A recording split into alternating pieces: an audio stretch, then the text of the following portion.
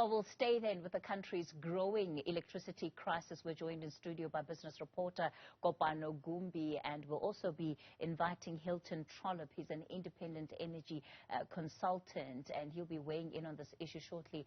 Kopano, the important thing here is that the reason why we're even in the situation in the first place is as a result of this industrial action by workers, the strike that Eskom describes as being illegal.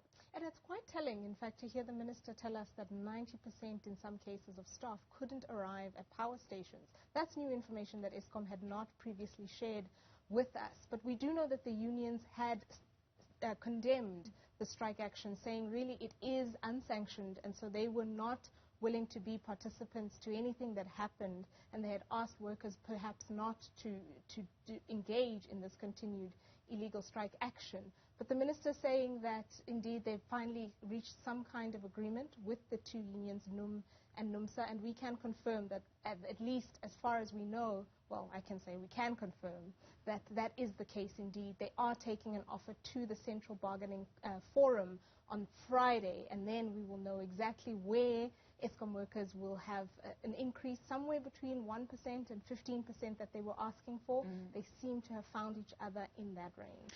Hilton, it's been a crippling strike, but in many ways, power supply in this country has been precarious. I mean, we've had literally over a month now of load shedding if we compound the number of hours that South Africans have been off. It's difficult to know what is really driving where we are at. This reason that is given by the minister about industrial action, do you think that's a totality of the picture? The minister was largely talking about operational and security issues,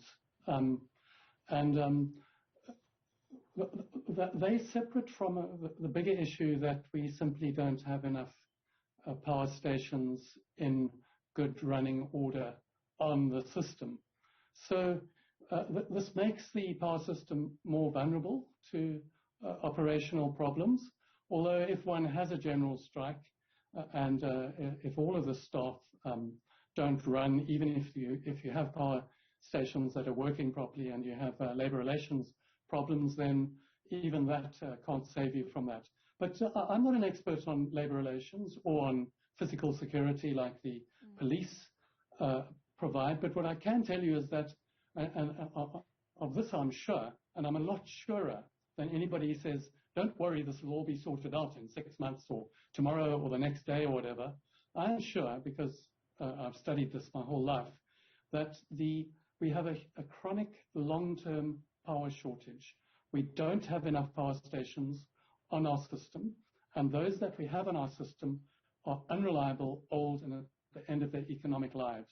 So labor action or not, load shedding is here to stay until either the economy crashes and we don't need electricity anymore, or we put more generation, a lot more generation, between 4,000 and 6,000 megawatts of generation onto the system. Every reasonable person, Andre Rater, all the independent experts that model this stuff, the CSIR, UCT, etc., agree on that. So we have to differentiate between these two issues, but they do affect each other because there's this continual pressure on Eskom.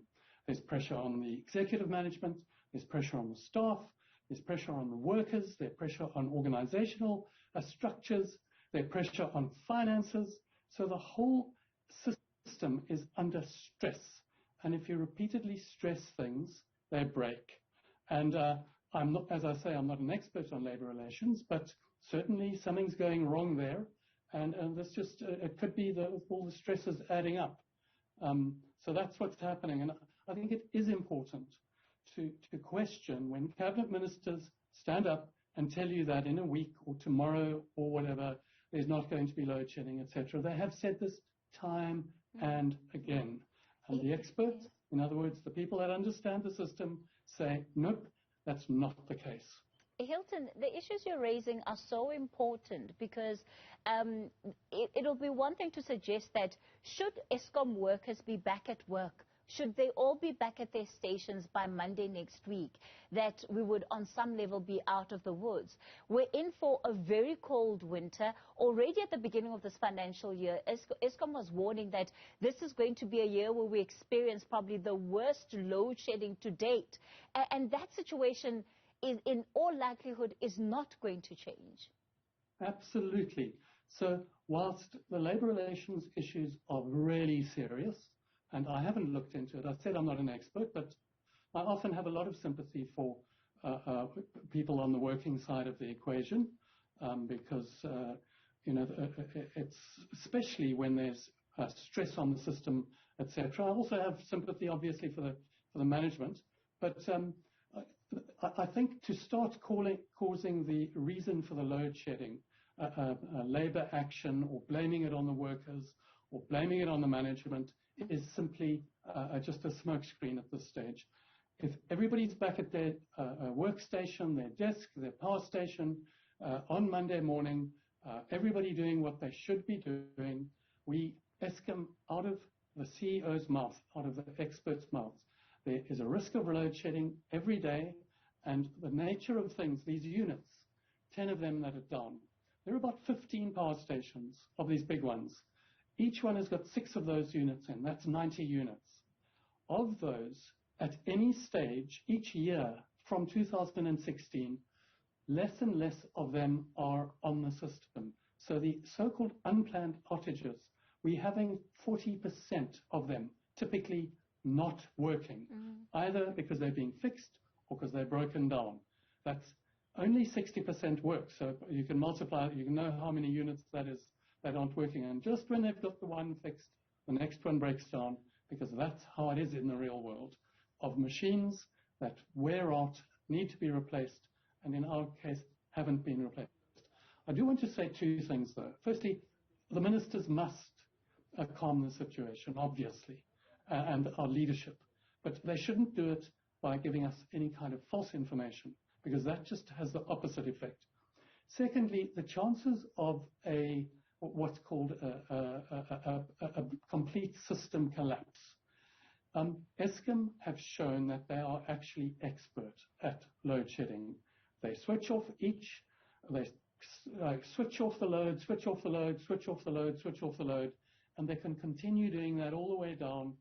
And I don't think we are at any greater risk of a complete system collapse because of the load shedding, because the system operator at Eskom has really performed excellently over the years with the planned load shedding.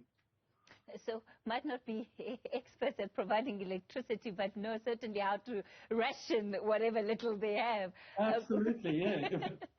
Yeah, we can manage what we've got, but we don't have enough, and we don't have enough for very good reasons. And the reason is that the Electricity Regulation Act requires the minister to have a plan and then to implement a plan to procure electricity. And over the years, they've simply failed. And there are lots of reasons why they failed, but they failed. And Eskom is sitting with the stations that it's got. Popano, we're looking at a situation here where Eskom has been moving literally from fighting one fire to another. Before we got to this industrial action, of course, the numerous load shedding bouts that we had were as a result of breakdowns at different plants, often that being blamed on employees who we are told have been part of sabotage campaigns, have been unhappy, morale has been low.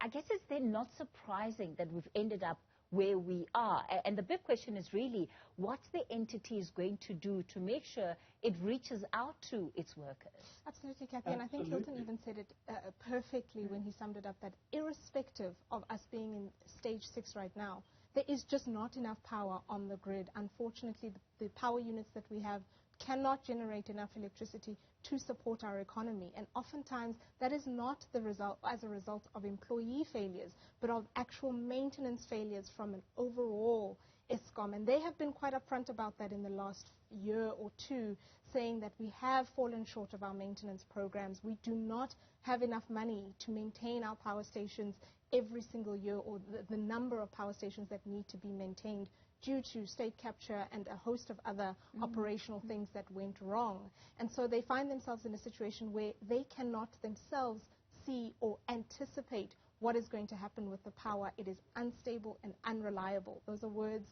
Andre de Ruyter tells us all the time. And it really is unfortunate that they're trying to shift the blame to employees in this instance.